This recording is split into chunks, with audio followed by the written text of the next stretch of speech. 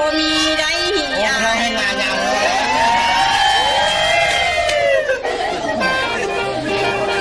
บ่าวแค่มันละลายเลยบ่าวอ้อนจะบ่มันโอ้ยน้อยเอ้ยน้องอยากพัฒนาห้อยนารถน้ำห้อยกูบาดยังเบิ่งดีบาดยังน้องเอ้ยบอกกว้างสิน้ำอายแม่นบ่ทันแล้วอายเอ้ย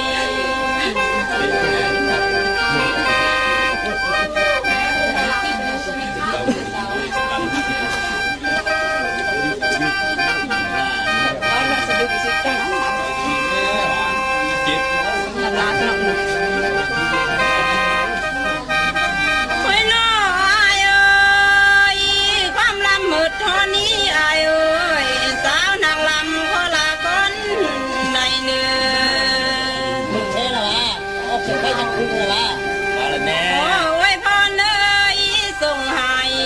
พวกท่านผู้มาฟังได้เด้ออายเอ้ยทำยังนึกเป็นลำเหมือนกันอีกเป็นนับกับเซตมาอยู่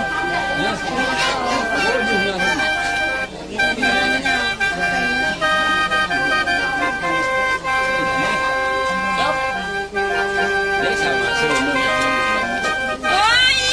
น้อท่านเอ้ยเพิ่นได้พากันสร้างโนสิเมืองลาวเจริญหุ่งนา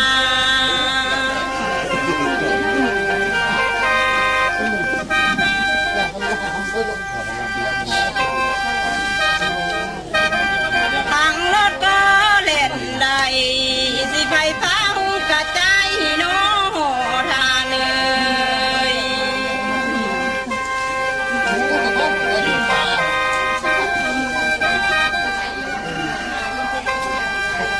เมืองลาวเจริญก้าวย้อนมีพักนำพาโนท่านเอ้ย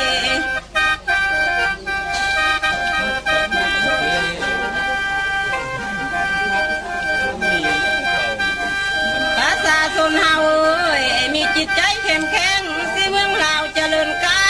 วหน้า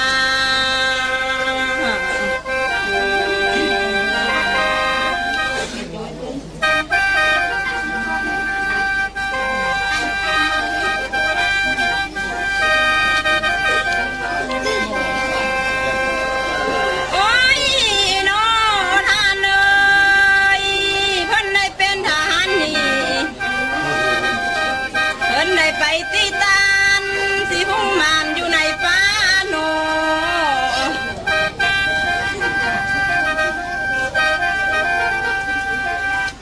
เสียงปืนแตกเอ้ยอึมให้ตนเจ้าแม่ปรุงได้เนื้อทานเอ้ย ตายก็ยาเลยตายคนโดนกันตายกันจ้างเขา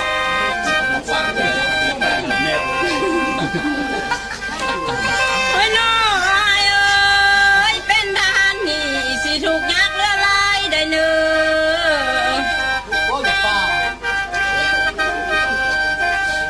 ต้านบ้านเมืองเฮาอยู่เย็นเล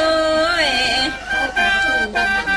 ร้านผู้อยู่เอ้ยทางบ้านสิหักดอกไม้บูชาให้อยู่เย็นได้เนื้อทานเอ้ย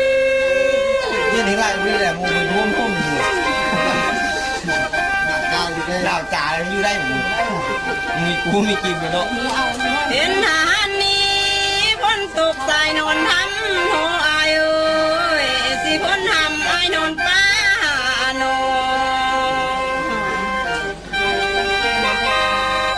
พ้นหาน้อยเอ้ยหาใหญ่สิตนอายได้ทนเอาโนอายเอ้ย ต่อไปทหารแล้ว อายได้นอนกว้างดงอายเอ้ยพ้องพนาแคมห้องโหใส่เอ้ยทั้งหัวมีหมอทินทั้งสิ้นมีมดงามได้เนื้อพันนา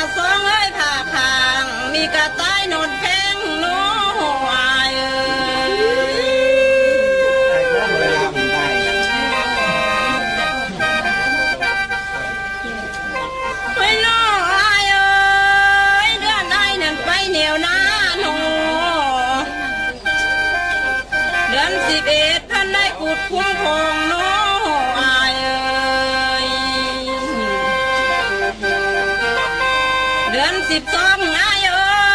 ยพันในคู่เบยคุมลี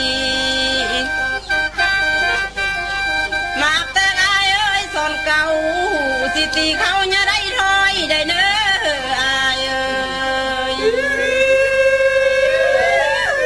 ทหารลาวสมบูรณ์แล้วทหารลาวมีแก่ ทหารลาวสู้ตายอยู่แล้วสู้ตายสมบูรณ์อย่างเพื่อนเลย หลานสิเป็นกำลังใจให้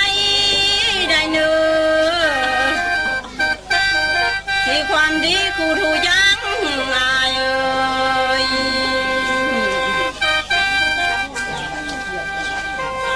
หลานตักบาตรเอ้ยอยากน